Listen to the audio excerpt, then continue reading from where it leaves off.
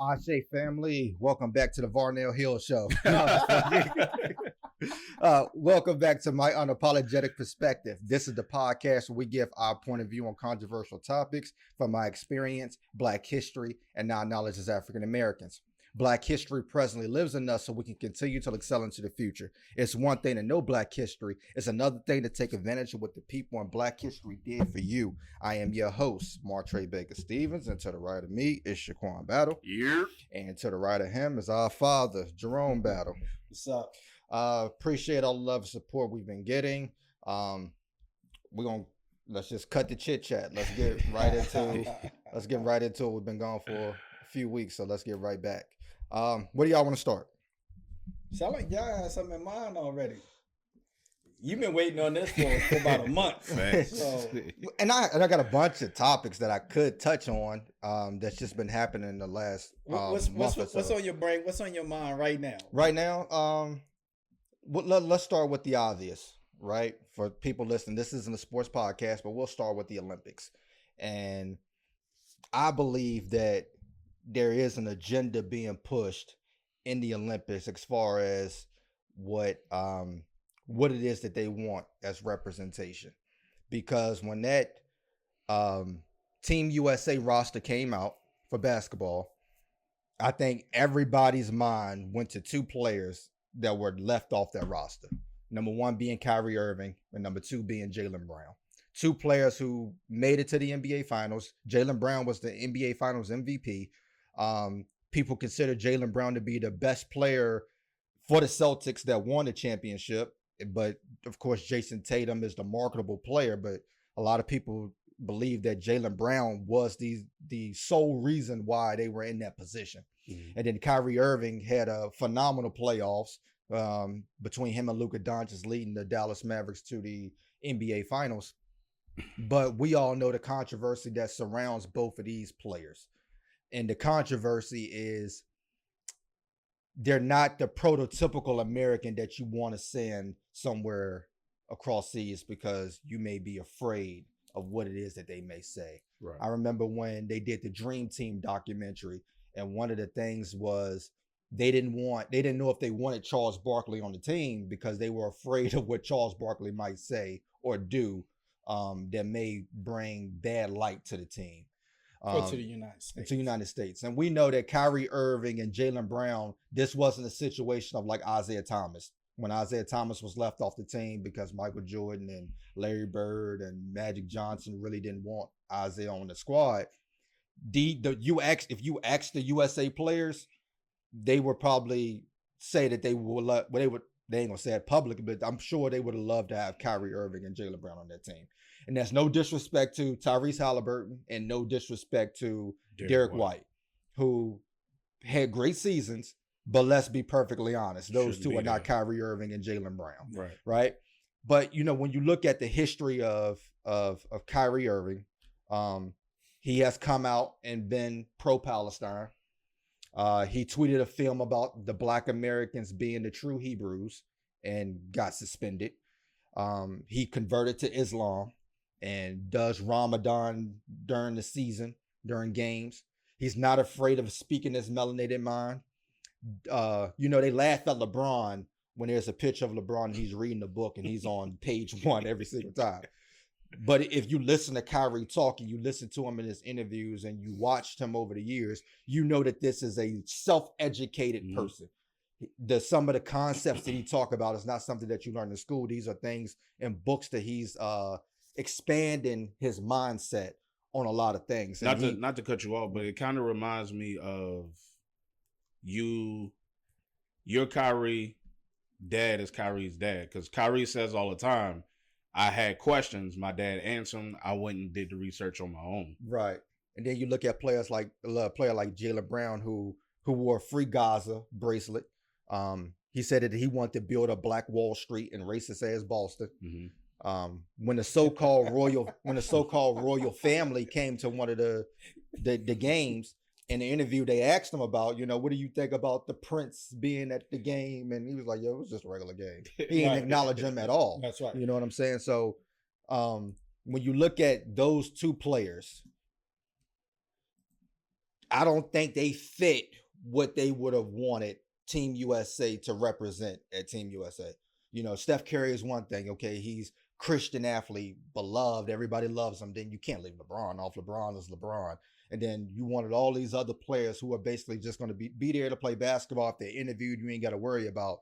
But with these two, it was like, I don't know if they're going to be the quote unquote American enough to represent us in that field. And there's another part to this, because what they did do, they chose 2 flag bearers, Black Americans, which is LeBron James and Coco Gauff. And LeBron James, I mean, that's a no-brainer. I mean, when you think of sports, you think of LeBron James, or for the past 30 years. Right. 20 years or so. Right? Or when you think of the right way. Yeah, so you think of LeBron James, whether you love him or hate him. Right. You know what I'm saying? Right. He is the symbol of American sports, that everyone in the world knows. Even if they don't watch basketball, they know who LeBron James is. And then Coco, of course, is an amazing Black tennis player who is making a name for herself everywhere she goes. But when you looked at the comments on these two bearing the flag, it was like as if white America didn't think that they was American enough to have this symbol, because I believe that a lot of white America have a symbol of what they think the American looks like. Mm-hmm. And most of the time that's a white person who's so patriotic in their eyes, who stands for the flag and do all of these things. And that's not true. You know what I'm saying? LeBron James is a person who has called out injustices. He's a person who has called out and experienced racism. He's also a person who has supported Colin Kaepernick and took a knee during the national anthem. But he's still an American. Mm-hmm. He still helps and builds right here in this country, whose ancestors built in this country. He's not protesting the flag. Mm-hmm. When he kneels, he's protesting the injustice that happens in the country that he lives, that he was born and raised in. Right. And some people take that as the wrong way and say, well, it's un-American. No, it is absolutely American to criticize your country that you live in. You know what I'm saying? When white people claim that Obama wasn't their president for 8 years, nobody said that that's un-American. Right. When they claim that Joe Biden wasn't their president for 4 years, nobody claimed that was un-American. You know, the moments when a white person look at other racial and ethnic groups here in this country and claim that their culture is not American, it's un-American. But Black people, you know, we have been a part of this country. We built the labor was built on our backs, you know, of what we've done. We fought in every single war. And they still want people to believe that America is just, we love God and we love guns, mm-hmm. and it's your prototypical white person. And that's just not true. James Baldwin said, I love America more than any other country in the world. And for this reason, I insist on the right to criticize her. And that's exactly what LeBron James did. But that does not make him un-American. What are y'all thoughts on all of that? Just to go back, as we speak right now, Grant Hill is addressing the media about Jaylen Brown, and Jaylen Brown is on X, formerly known as Twitter, disputing everything that Grant Hill is saying. Grant Hill saying it's about what's the best fit for the team. Now, we all three watch basketball. We love basketball. And everything that Derek White does, Jaylen Brown does better. Right. We know Derek White is not the better fit for that team over Jaylen Brown. Now, what this do come down to is, for one, I don't think Kyrie would have played anyway. I don't think Kyrie is going to wear anything USA across his chest and go represent that. Well, country. I think he would have done USA. I think his situation would have been more of a Nike situation. Yeah. But I think he would have represented because he's an American, regardless of how he feel about the way that America carries itself sometimes, but he's still an American citizen. Now, what you just said is the reason why I feel like the corporations wouldn't allow Grant Hill them to pick Kyrie and Jaylen Brown to be on that team, because Jaylen Brown has went through the last 2 years, I think, in the playoffs with no Nike symbols on his shoes, covering them up. And you the finals MVP, y'all just won the finals, and you're not endorsing anything Nike. Kyrie, Nike dropped Kyrie. So to me, it's more business than anything. But Grant Hill can't tell me that you with an eye test you went with Derek White over Jaylen Brown. No, that's telling me it's politics and it's big corporations. I think anybody who watches basketball would ask the question: without Jaylen Brown, would Derek White even be a name that people know? And just to say something real quick, I think that he was chose because they may have felt that Jaylen Brown wouldn't have spoke out against his teammate. Yeah, I think somebody else probably would have been the next option, right. But let's go with Derek White. That's Jaylen Brown's teammate, and he's not going to say anything bad about him. Yeah. Derek White certainly didn't make Jaylen Brown better. We know that Jaylen Brown made Derek White a better player. He benefited from Jaylen Brown being on that floor. Yeah. So we know that. But back to something that James Baldwin said. James Baldwin also said, to be African American is to be African without memory, and to be American without privilege. That's true. So we have no memory, we have no history here, we have no history in Africa. And you don't want us to have the American privilege. So you don't want LeBron James to carry the flag as representation of America because we have no privilege. That is a privilege. The same reason why they changed the content of what the Statue of Liberty is today versus what it originally was before, which was a black woman. And they did not want that to be the image for America. So again, James Baldwin was correct. And he said that 50 something odd years ago. Right. The other thing is as pertaining to how they look at people like Kyrie Irving.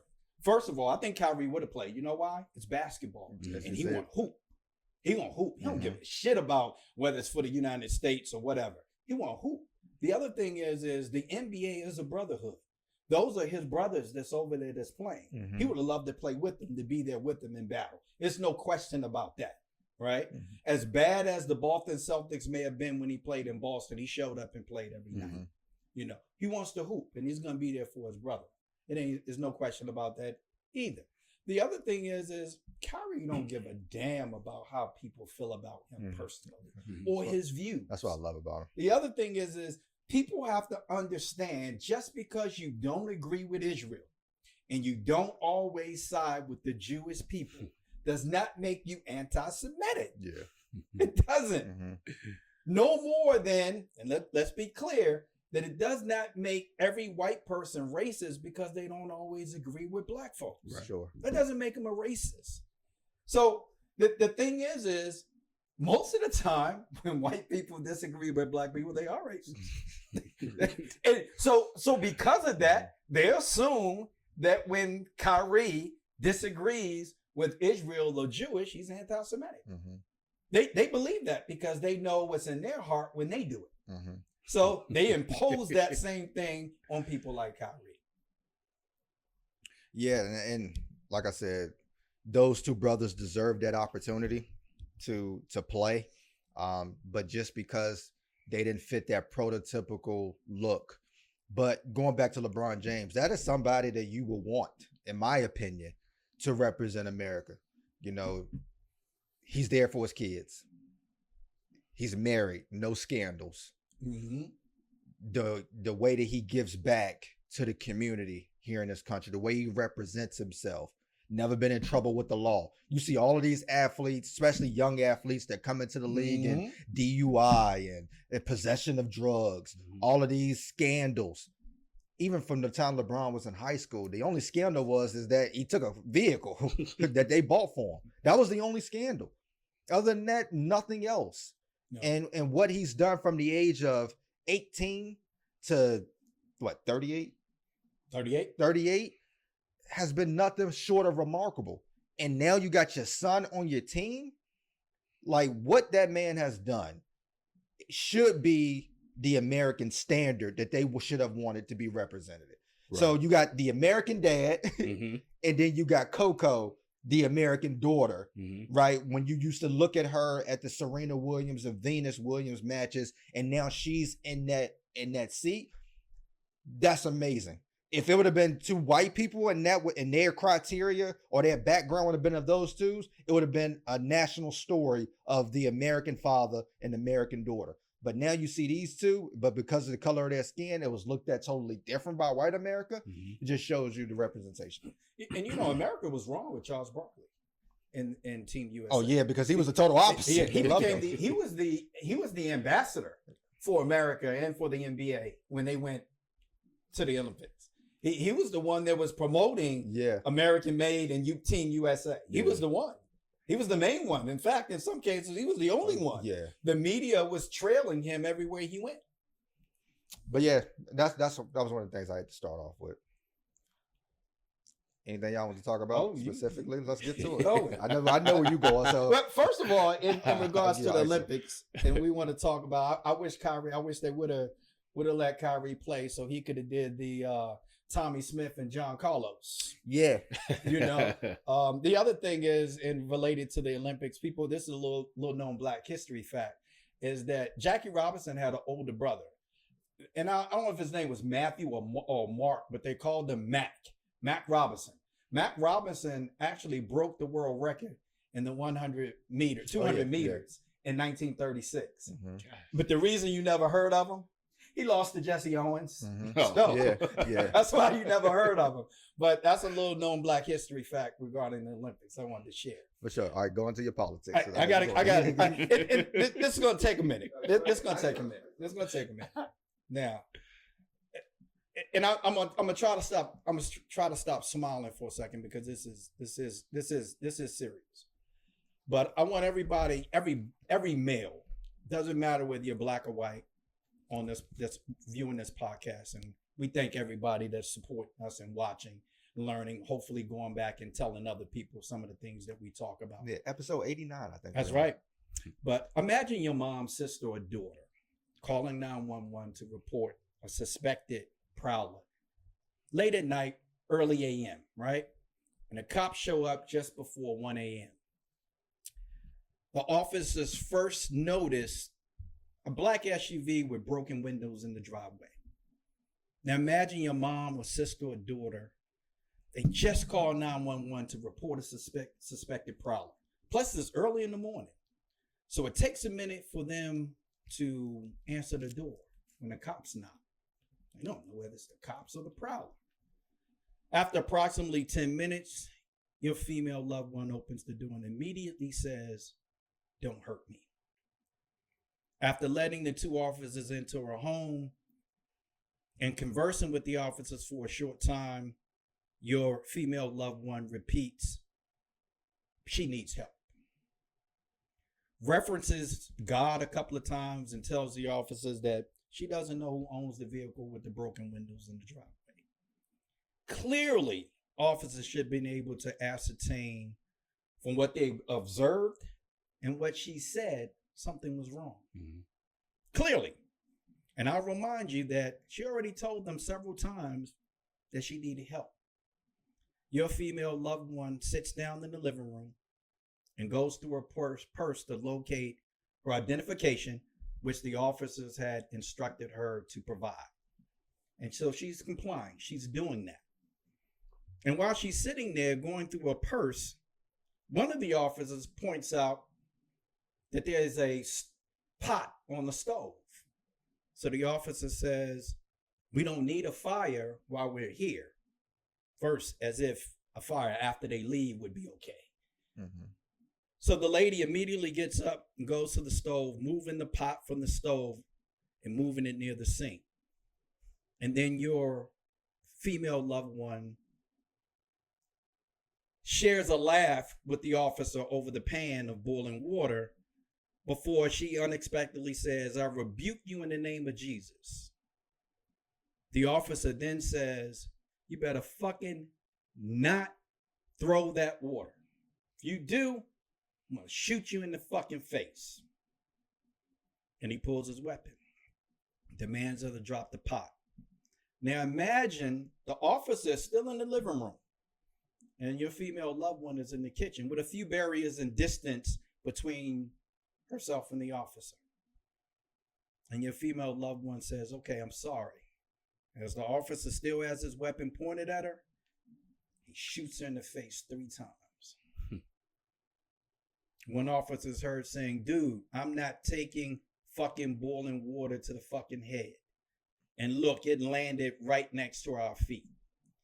He claims she had boiling water and came at him with the boiling water, saying she was going to rebuke him in the name of Jesus. Now, both officers had their weapons drawn, yet only one officer fired. Why is that? Why was one officer the only one who felt threatened by the hot water enough to shoot this lady in the face 3 fucking times? The officer was heard saying to the other officer, "I'm going to get my kit to administer first aid." And the officer that pulled the trigger said, "Nah, I'm not going to waste my med stuff. This fucking bitch is crazy."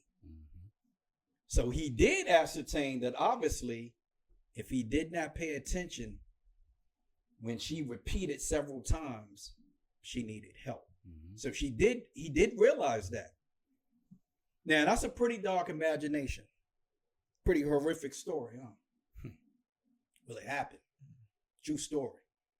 This is what happened July 6th to Sonya Massey, a 36-year-old black woman in Illinois who was shot and killed by a white police officer. Now, the police officer was indicted by a grand jury on 3 counts of first-degree murder, 1 count each of aggravated battery with a firearm and official misconduct. The officer worked for 6 different law enforcement agencies in Illinois just since 2020. Once again, another story about an unarmed black person being murdered by police officers. But not just murdered by police officers, not just unarmed and murdered by police officers, but murdered by police officers in their own home when they called for help. Unprecedented.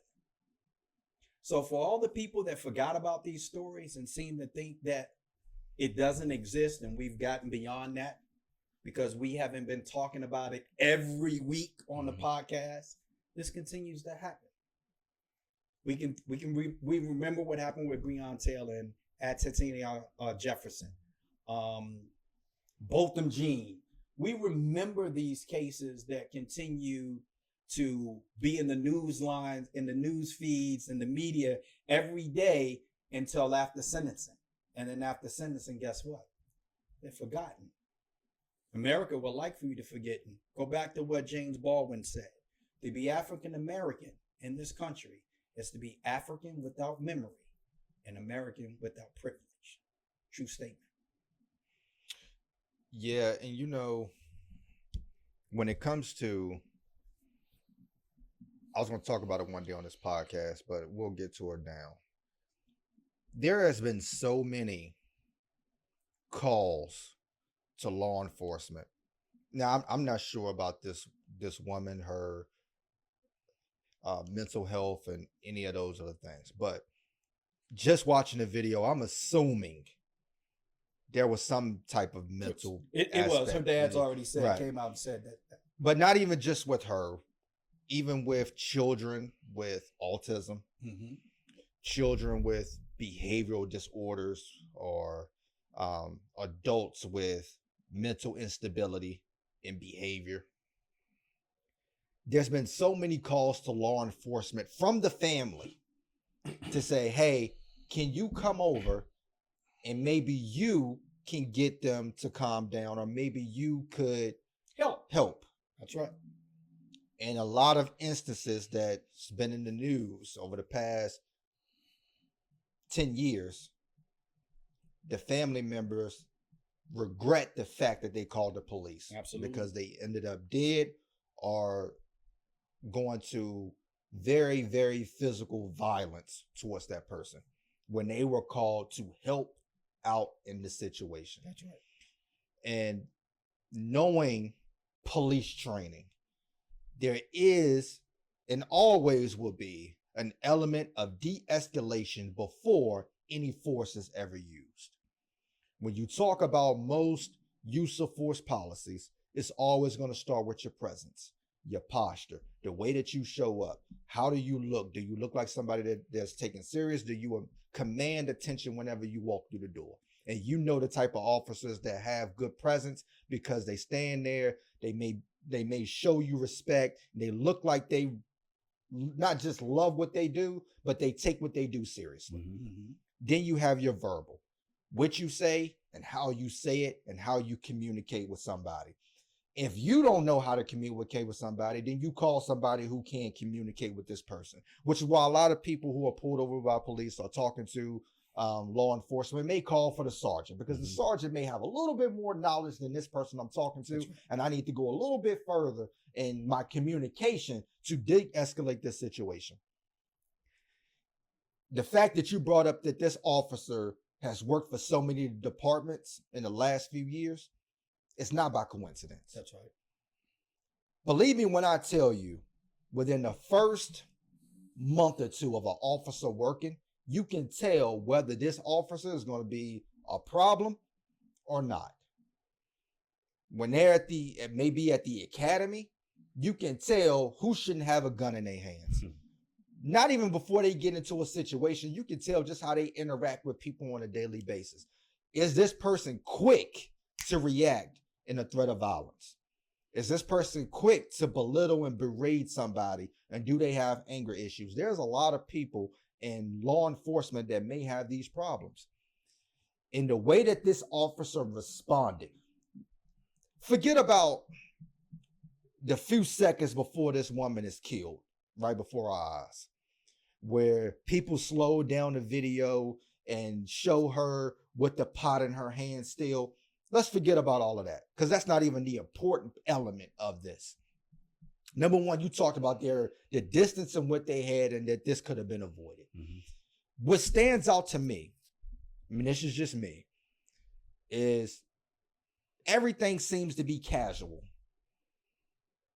until the "I rebuke you in the name of Jesus" caused this officer to say that "I'll shoot you in your fucking head." That's right.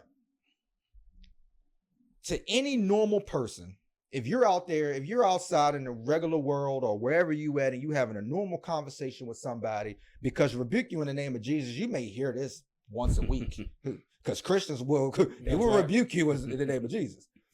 But that's just like a spiritual thing. It's not an actual physical threat. If you was having a normal conversation with somebody and they tell you, "I'm going to shoot you on your fucking head," and you see that they got a gun on their hip, you would take that as a real life threat. That's right. Some people would probably go ahead and fight that person before they can ever get to a weapon, or you might draw your own weapon because you have a right to defend yourself, and somebody just made a verbal threat against your life. But the fact that this is a police officer and telling the woman who is in no danger to him at that moment, "I'll shoot you in your fucking head" with the gun on his hip, is a threat that that woman should have been able to defend herself from.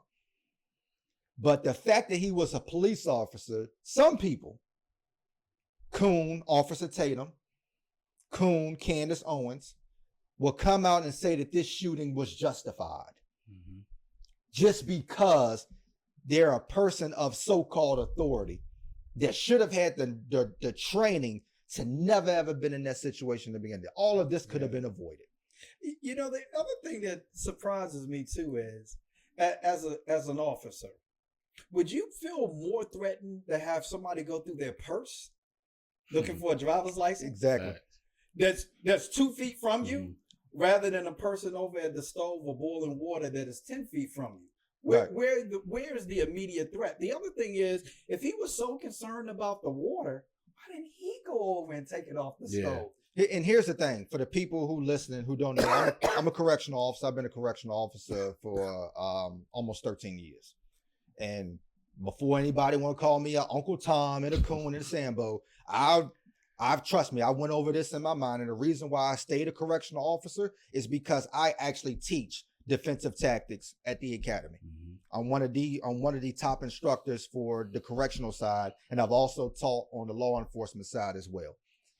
And I teach use of force policy a lot to our orientation people that come in, because I know how important it is to know those elements of use of force before you ever get into a situation like this. And the George Floyd situation made me want to do that to stop this from happening, because anybody that knows that a lot of people who went to to Derek Chauvin's trial and went on stand and said, hey, specifically, this is not the way we trained.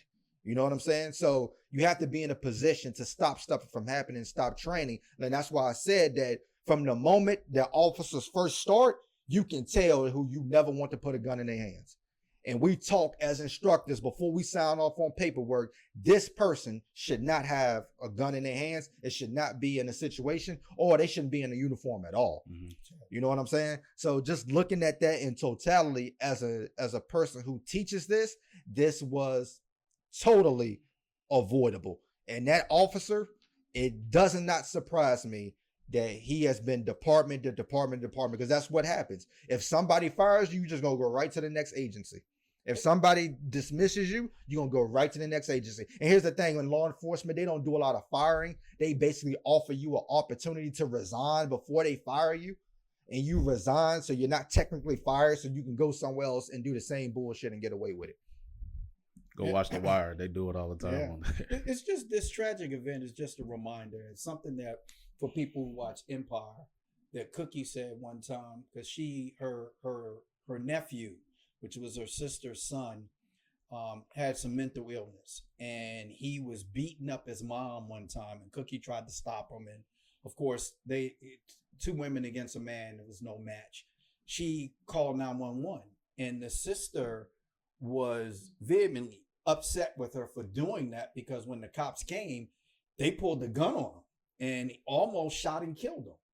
And Cookie's response was, just kind of like to herself, who do we call when we need help? Yeah. And it's just a reminder that all too often Black Americans face fears for their safety in many ways that the rest of the world do not. Right. Yeah. And I know I feel for the other officer, because he clearly didn't feel the same way. No. I think he only pulled his weapon because his partner pulled his weapon. And he never fired. He never fired his weapon. He wanted to render aid. And when you see his body cam, when he go outside, that man is shooken up. That's right. And as well as he should. I hope he get counseling. But from another perspective is, just speaking on a personal level at the jail, I know for a fact that there are certain situations that did not happen in that jail because another Black officer was present. Mm-hmm. And the minute a Black officer that has a good mentality, that don't fall into the go along to get along or the coonish mentality, the minute that they're not present, boy, could things get scary. Because that man didn't even have his body cam on. That's right. And there's cameras in all of these facilities and all of these other places can easily be turned off, and ain't nobody gonna question the shit. So when I read books like Assata Shakur, and I read about Huey Newton, and I read Fred Hampton, and I read that the fact that they love the fact that when they saw a Black officer that didn't fall into those routines, they felt safe. They felt safe. So that officer, even though he wasn't Black, I do feel for him, because I feel like he was just in a position that he didn't think that he should have been in, but he was just following along with his partner. And I believe that was a mistake. I hope that he finds a voice to not be in that situation again without saying, hey, big dog, this isn't necessary. Yeah. And if you watch the video, the cam footage, I don't think he had I don't think he felt like his partner was going to shoot her. Right. Because it didn't warrant that. Yeah. And you could tell, because he didn't fire his weapon. Usually in a case like that, both officers would have fired. Right. They did not. So I don't think he thought for a second that his partner was going to fire the weapon. I really don't. But I want to read something else to you guys, and I want to get your take on how you view these comments, because my take is similar to so many other people, but I just want to read something to you. J.D. Vance, which is Trump's choice for Republican Party running mate for the office of vice president, he acknowledged white supremacy attacks against his wife, Usha, who he defines as a child of Indian immigrants. He says this: look, I love my wife so much. I love her because she's who she is. Obviously, she's not a white person, and we've been attacked by some white supremacists over that. but I just love Usha. She's such a good mom. She's such a brilliant lawyer, and I'm so proud of her. But yes, her experience has given me some perspective on the way in which it's really hard for working families in this country. The way that he defended him being married to somebody that was non-white was weird. Definitely. And I'll start it with this. He identifies her as a child of Indian immigrants. And you know what that does? That minimizes her Indian heritage. Yeah. That's the first thing that he did, because he should have simply said that she's Indian. Mm-hmm. When you look at a black person, you don't go, somebody in your family was black. She's Indian American. You don't do that, right? Yeah. So the first thing he did is try to minimize her Indian heritage. Mm-hmm. That's the first thing he did. The second one is he justified her qualifications to be accepted and to be loved by saying she is, let me see. She's such a good mom and a brilliant lawyer. Yeah. So now he's added what we call added value to her as a human being. Yeah. So she's not like other non-white people. Right. She is smart and she's a good mom. Yeah. All right. So he added value to her. And then he says, with all that, but yes, her experience has given me some perspective on the way in which is really hard for working families in this country. So he's simply saying, because of my wife, I can kind of understand how hard it can be for people like her. Mm-hmm. Weird. But you know why it's weird? He has no relation to other minorities. He's saying specifically, I love this one. And she's not fully Indian. So let's keep that in perspective. But I love this one. I don't care about all the rest. I love this one. So this is the person who's running with another person who obviously has proven time and time again that they are racist. And talking about the person that most people know as Donald Trump, who could potentially be the next president of the United States if Black America doesn't go out and vote. They don't go out and vote. Donald Trump will be the next president of the United States. And this guy, J.D. Vance, will be the vice president. And that was going to be my next question is, so all week you've been seeing, and I think Bake had talked about it on the podcast before, Africans not liking Black people.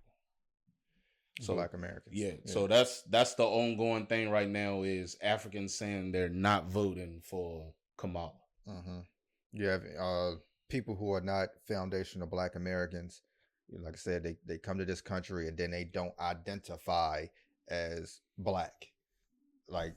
But you can, like I said, you can, like they tell the LGBTQ community, you can identify however the hell you want to. But I tell you what, tomorrow at morning I'm going to BB&T and I'm going to identify as a white guy and apply for a loan. I want to see how far that gets you. You identify what the fuck you want. Okay? I don't care what you identify as. It's how you're going to be treated when you go do certain things and you're denied equality or equity. I want to see how you feel then. Now, there's a lot of people that have taken that road. A few months ago, you could have talked to OJ and found out how that worked for him. There's a lot of people who wanted to be on that side until all of a sudden they got treated like what they were, which were Black Americans. And here's the thing. James Baldwin again. James Baldwin said, I don't claim to know what white people think. I don't claim to know what white people want. I just see what they do. But I will say this. The one thing that I do know about white America, they do not want to be Black in America. I do know that based on the treatment of Black Americans. So that one thing I do know about white America. And if you want to side with those people and vote for people who push their agendas, don't be surprised when they turn on you.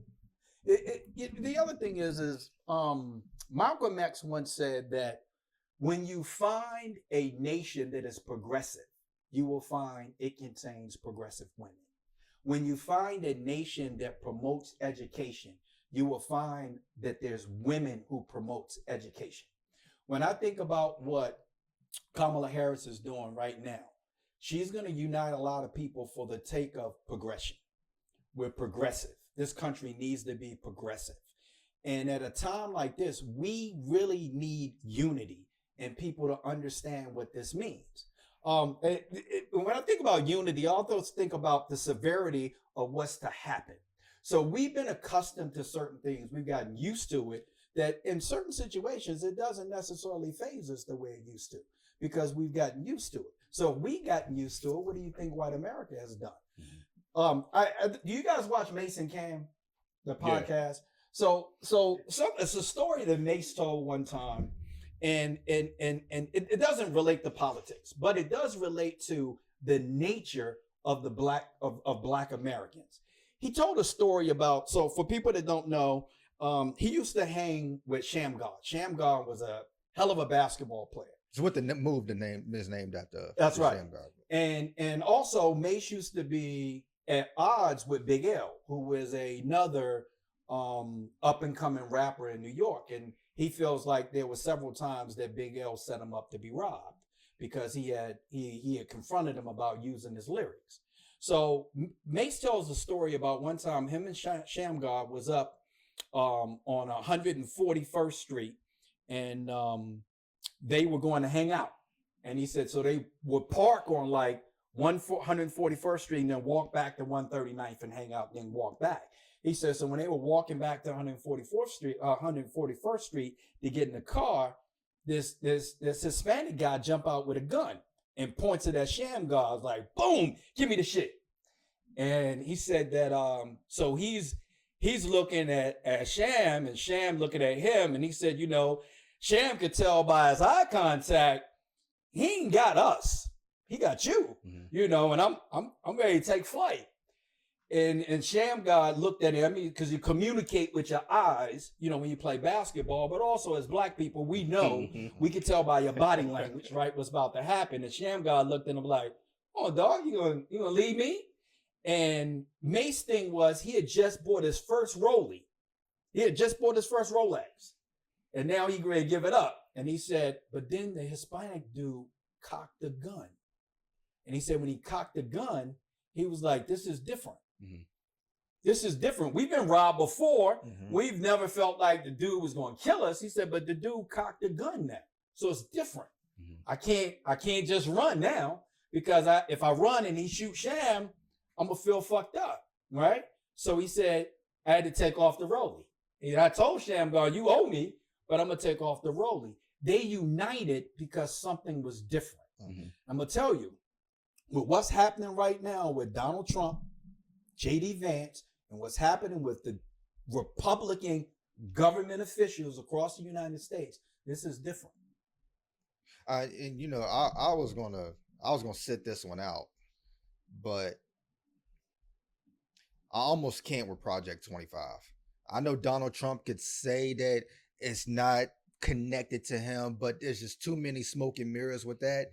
And if Project 25 happens, that's it for us. So that's one of the reasons I am going to vote this time, is because of Project 25. And that's just me. And I'm not telling anybody else what to do in the comments. Y'all can feel how y'all feel about Kamala Harris. Trust me, I know she ain't showing up in 4 years and then she only black when she want to be black. I get it. I get it. But when I read Project 25, nah, I can't let that. I can't go to bed knowing that I didn't vote against that in specifically. That's just me. What's Project 25? So Project 25 is the people, well, most of the people who was on Donald Trump's cabinet the first time, right? That's right. They basically put together what 2025 is going to look like under Donald Trump.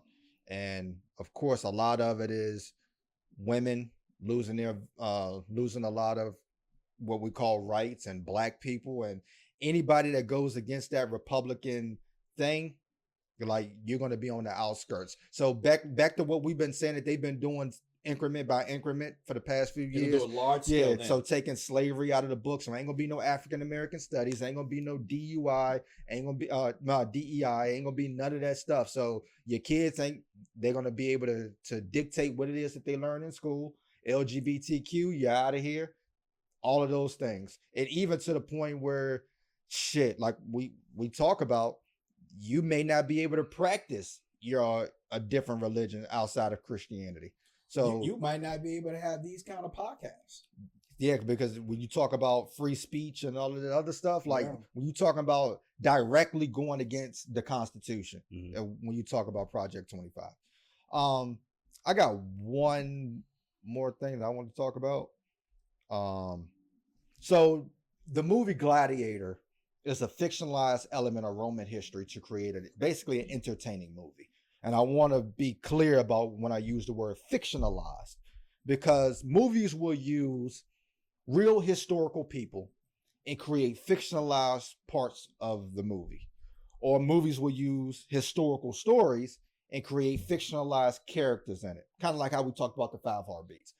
Pretty much they wanted to be like the Temptations, but when Robert Townsend took that script to them, he said, hey, look, don't tell nobody that you trying to be like the Temptations, because they're going to want rights to this. So you're not going to be able to say this is a Temptation movie. So basically the 5 Heartbeats is a group, but they had similar circumstances to what the Temptations went through and what other music groups went through, so it wouldn't be a Temptations movie. So people have been upset about Gladiator 2, the sequel, in which Denzel Washington's black ass is in it. His character is a wealthy businessman and arms dealer in ancient Rome, who once was a slave and now who is very intelligent and drives a cold-plated chariot. And the problem, so you see the comments about them blackwashing history and all of these things, right? White people do this thing where they get caught up in what they think historical accuracies are, particularly when it comes to places in that European area. So they like to go on these paintings that people painted, like Jesus, to say that this person's white. Instead of going on physical traits and characteristics and the lineage of people and or the region. Or region and historical accuracies of where those people were. For instance, right?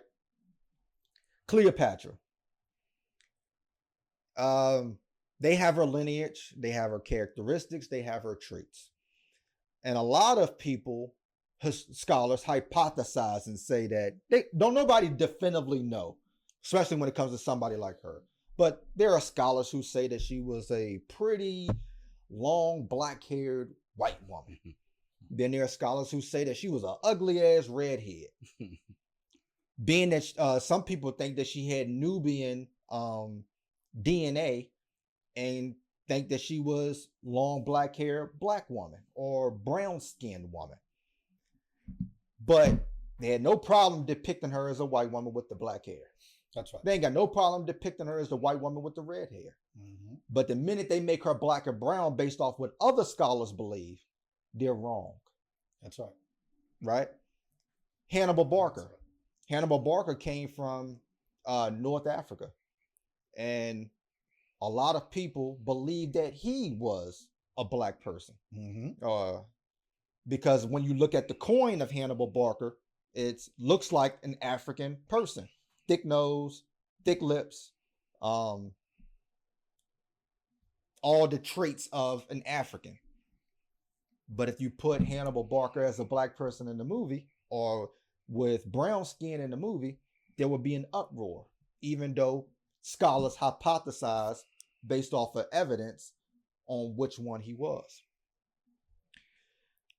White people don't understand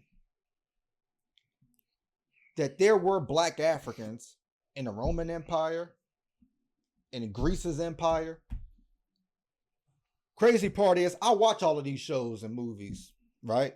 Rome, Spartacus, Me too. all of those things, right? They have no problem showing the black person as a slave. As a slave. They have no person showing a black person as a prostitute. Mhm. They have no person showing a black person as a person who delivers messages, right? They have no person showing that. Or a gladiator. But somebody like in Denzel's character who has wealth, who is intelligent, who's a focal part in the movie. Yeah. Now You don't want to do that, right? Now it's fiction. Even though historically, scholars have said that Greeks and Romans don't think the way that we Americans think about black and white, right? Because it wasn't meaningful in their social categories. Now, there was social hierarchy, especially if you were a slave or whatever, but there were Roman generals that they believed characteristically and where they were from regionally to assume that they were probably black throughout, right? But here's my problem with white people who have a problem with black people playing fictionalized characters. Things like The Little Mermaid. Mermaids don't exist, but you had a problem with being black. Right? Angelina Jolie played an Afro-Cuban woman when it was her real story. Angelina Jolie ain't got a trace of Cuban or African in her blood. Ben Affleck played a Mexican and American. Okay. Ben Affleck is not Mexican at all. Joseph Fiennes, a white British actor, played Michael Jackson, who came out of Catherine and Joseph. That's right. Natalie Wood in A West Side Story, the original, played a Puerto Rican woman. Johnny Depp played a Native American. Ben Kingsley played Gandhi. And in the movie Hidden Figures, based off of 3 black women in NASA, they created a fictional character in Kevin Costner who played the white savior. That's right. That's not a real person. White America ain't got no problem. But white America has a problem with fictionalized movies characterizing a black person who scholars say could have been present at that time. There could have been black people in those positions at a time. But the fact that they think that Rome and Greece was just particularly white blows my mind. And even to today, they think Egypt ain't have no Africans, even though we know about Kush moving north into calling it Kemet. We know about all these things. They have a problem with this. Game of Thrones. I watch Game of Thrones, which is a fictionalized story about these kingdoms that has dragons going through Daiquaris and he blow and burn everybody up. They love that shit. But when this House of Dragons had them black people in it with blonde hair, with white hair, they said unrealistic. And then I seen a comment that said, what if we remade Black Panther and made him white? And in my mind, I thought, well, you can call it based on a true story and call it White Panther, because that's exactly what colonizers did. They went into the African continent and took over. That's right. So that is a true story. But that's all I got. I want to give 2 people their flowers. Bring that segment back. First, I'm gonna start with a guy I've known for about 5-6 years. His name is Tayshawn Duff. He's a doctor, and it's kind of these two people I'm giving flowers for. It's kind of a callback to, I think it was the last episode where we talked about my unborn nephew. Oh yeah, for sure.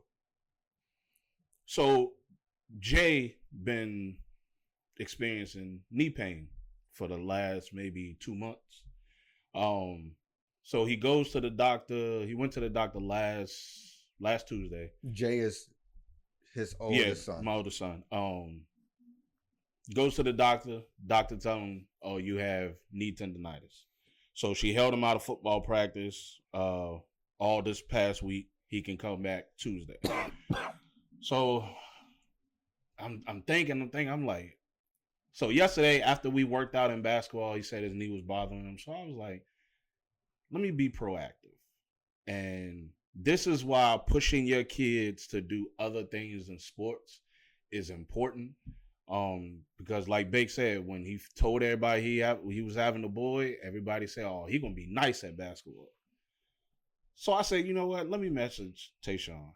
So I messaged Tayshawn, told him what's been going on with Jay. He was like, "Send me some photos from March all the way to now." I sent him photos. He was like, "Bro, the problem is he's getting taller, and he's getting taller really fast." So he explained it to me in doctor terms. He gave me a list of what's going on with Jay, and he said, "Bro, what he need is a lot of stretching." Mm-hmm. Tayshawn owns, it's called Recovery in Motion in North Carolina. He got his own practice. People that haven't been able to walk for years are able to walk now because they're going to him for recovery. It's actually a common thing because we talked about this years ago with some of these young kids who are so athletic, mm-hmm. but because like I said, back in the day, you ain't really hear of torn ACLs like that. Right. But these kids just grow so fast, like it's just crazy. Yeah. So on Instagram, you can find them at DRTAE_.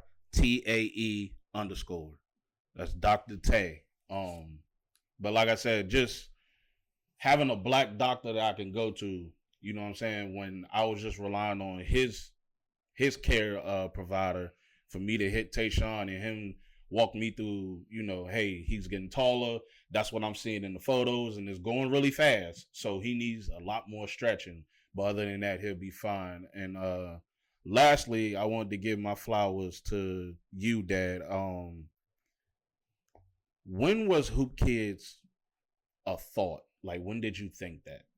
For the people who don't listen, it was Hoop Kids was a summer basketball program that my father and Dr. McGinnis started back in the late 90s. 1996. It was a thought when I was behind bars. I was really trying to figure out a way, initially, to keep the two of you and Cameron, my nephew, from falling in some of the pitfalls that I fell into.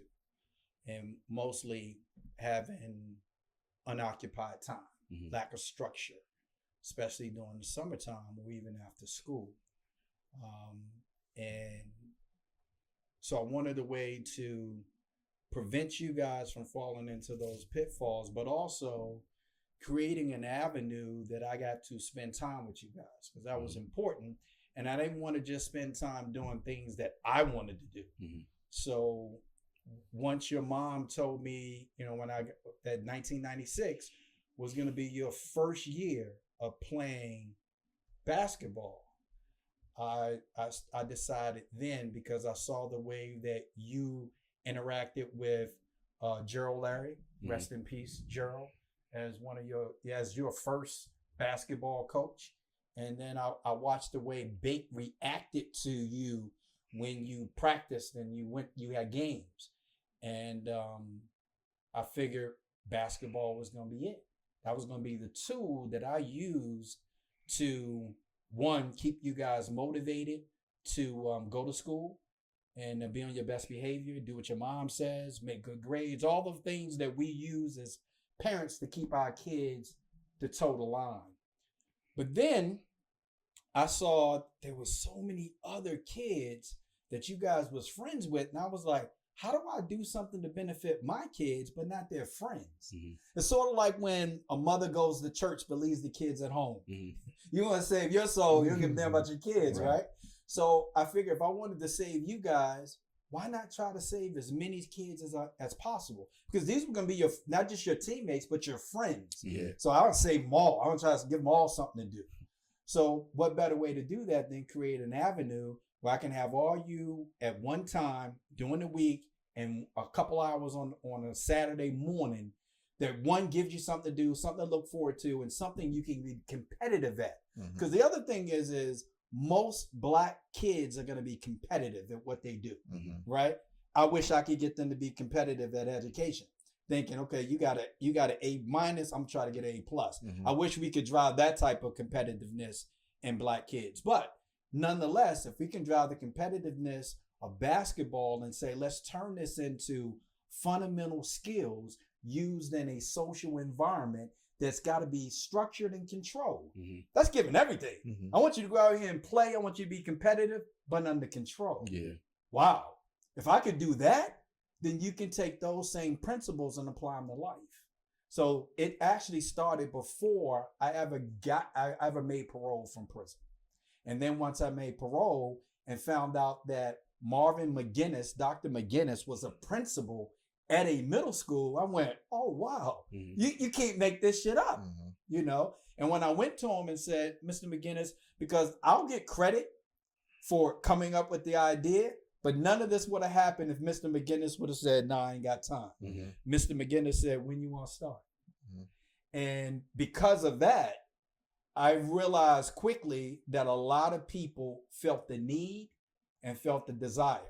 But even outside of that, it's something else that I often think about, not just the participation from the parents or the kids. So we had, on any given day, 110-degree weather, we had 35 to 60 kids out there.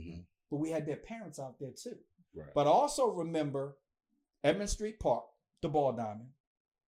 People used to pitch horseshoes in my cousin Clutch's backyard. Which is 5-10 feet from the basketball Exactly. courts. And of course they was drinking, they was smoking weed, they was urinating by the fence, by the tennis court, and cursing and all kinds of stuff going on. And I remember day one, I went over and said, yo, although, what did Terrence Howard say, hustle and flow? Although I'll never demand anything of you, I respectfully request that you guys kind of take it easy.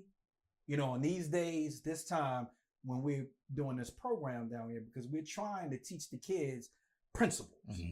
And I remember not one of them said anything negative. And in fact, on the days that Hoops Kid happened, they would not pitch horseshoes and they come watch. They would not piss over by the tennis courts. They would go piss somewhere else. But they would watch. And then when Hoops Kid was over, they would tell everybody how good a job they did. And then they would start pitching horseshoes. So it was the respect factor that they realized this is something the community needed. Shout out to those people too. Absolutely. Because in our generation, there are some people who are doing bad shit, in the wrong shit. And if they watch, they say, oh, I want to be involved. Knowing the things that you do on a normal basis, you shouldn't be involved with. But back in the day, if you went to an old head and said, hey, we doing a program, we doing this for the kids, they'll say, that's dope, love what you're doing, and then they'll watch. That's right. They ain't got to be involved. Right. But our generation, man, these people want to be involved knowing they involved in the wrong shit. And that's right. And a lot of those people that stood there and watched was because it was their kids. Their kids, their grandkids. Or for the other part is the thing I used to say, I'd rather deal with the kids when they're shorter than me. Right. And have one of them look me eye to eye and have a gun pointed in my face robbing me. Yeah. So if you could prevent that from happening, at the end of the day, you get to create some kids that have some respect. And I remember there's a lot of kids who ended up falling into those same pitfalls that I fell into as they got older. But to this day, I still see a lot of them. And you know what they refer to me as? Mr. Battle. And they put their head down. If they've been in trouble and they know I know, they put their head down when they come talk to me. I just had that at the jail. One of the young men that we used to mentor and took under our wing, he came to jail probably a few years ago and put his head down when he saw me. And I said, hey, too late for that now. That's Put right. your head up. Just time to be a man. Now. Do your job. Do your time. And I don't want to see you in here again. Friday, I went over to intake and he was sitting right there. And he said, I know you're mad that you seeing me. And I said, why am I seeing you? And he said, he said what he said or whatever. And I was like, man, I don't want this for you. And dude had a tear come down his in front. It's 5 other people sitting over there. And he was like, yo, man, what y'all did for me, I really do appreciate, and it's because of y'all that I'm actually trying, and just to see and know that, because when you become a mentor or you become somebody important in a young person's life, it's easy to have that Coach Carter feeling and think that all these kids gonna go out and do great things and you ain't never gonna have to worry about it or whatever. But it's just not the reality. That they're still gonna make mistakes. But the fact that sometimes some things that you said to people years ago still lives in their mind. There's things that people told me, that Gary Larry told me, or Gerald Larry told me, or Dr. McGinnis told me, or you told me 25 years ago. I now repeat because those are principles that I live by. It takes time to get it. So for the people who out there who are dealing with young men and young women, and you mentoring them and they made a mistake and did the exact thing you told them not to do, it's all right. Like, we all got to live our own lives, but the fact that it may click at sometimes still. But I'm glad both of y'all said all of that, and I'm glad you gave another side of a mentee going down the bad road, because this week I contacted one of our old mentees and I told him, I said, bro, it's time. I'm not going to say his name, but he'll know who I'm talking about. I said, bro, it's time. And he was like, yes, I knew that day was going to finally come. I said, no, I'm not playing you one-on-one because you got too big, too good, too fast. And he was like, what is it? I was like, it's time for Jay to get in the gym with you. Y'all got the same body type. Y'all play alike. You just left-handed. And he responded back and was like, oh, say less. Let's do it. And I guarantee you the same things he going to tell him is the same things we used to tell his ass. And I'm glad you said that, because me and him went on with a conversation. And it goes back to one of my, probably my favorite talking points that Bake did, which was Two Different Americas. Because he was like, hoop kids need to come back.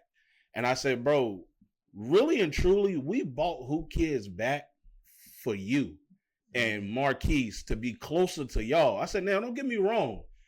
A couple of those kids that was not the same skin tone as y'all seen us laughing with them, and it felt like we was yelling at y'all. And I said, it was a few times where I heard you say you hated me because I stayed on you. I said, this is what we was preparing you for. We knew that they went home to a whole nother America than you gonna go home to. And he was like, and I'm gonna read it. He said, I do gotta thank y'all, because y'all definitely played a part in my character development as a young man without sports. That's a key part. That's right. And he said, the talks we had, the example y'all set for me plays a part in who I am today. I used to be angry at the world, but once I sat down and listened and toned it down a bit, I've been good ever since, because I was worried about him because he was so mad at the world. And when you sat him down and asked him why, he would say, I don't know. Now, he has a father that's in jail. So that could have been some of the things that he was dealing with. And I think he still deals with today. But I just wanted to give you your flowers, that something that you came up with in 96, 97 is still being proactive today in 2024. If I could do one thing different, I would add one more narrative in my conversation with young people that at the time didn't think it was necessary. I really didn't. But now every day, especially in lieu of what just happened last weekend down in Myrtle Beach. Rest in peace, Jacoby Taylor. I wish I would have talked about guns and violence. I wish that would have been part of the narrative that we incorporated in those settings. Didn't think it was necessary at the time. It wasn't. It wasn't, especially in Bedford. But and the one thing that I would employ any mentor that's working with youth, especially Black youth, even more importantly, what we call, and I know Big hate this term, but at-risk Black youth. And all that means is based on their living conditions and their environment that they're in, chances are those pitfalls are going to become bigger. And eventually you're going to have people that are going to fall into them. Is add the conversation about violence, in particular, gun violence. We got to start talking about this, man, because this is starting to happen way too fucking often to where, again, we're getting used to it. Nobody's going to come in and stop this. Right. Okay, Republican, even though somebody who's pro-guns just had his life, they attempted to take his life, is still promoting guns. So guns aren't going away. Guess who's mostly impacted by gun violence? Black community. Young black males, innocent black males, unarmed black women. They're the most that are negatively impacted by this. We need to start having these conversations. And I'll be honest with you, I don't want to become one of these old NAACP members who still fighting for things that happened in the 60s and 70s. I don't want to be that person. Street signs and shit. Yeah, I don't want to be the person that's fighting for that, what was taking place in the early 90s and right now in 2020s. But I will say this, gun violence is not going to fix itself. It's not going to go away. You have to start talking to your kids about guns and how nothing's good going to come from you carrying one, or more important, hanging with people who carry them. So I implore you to start having this conversation. Absolutely. We appreciate y'all. We love y'all. Peace.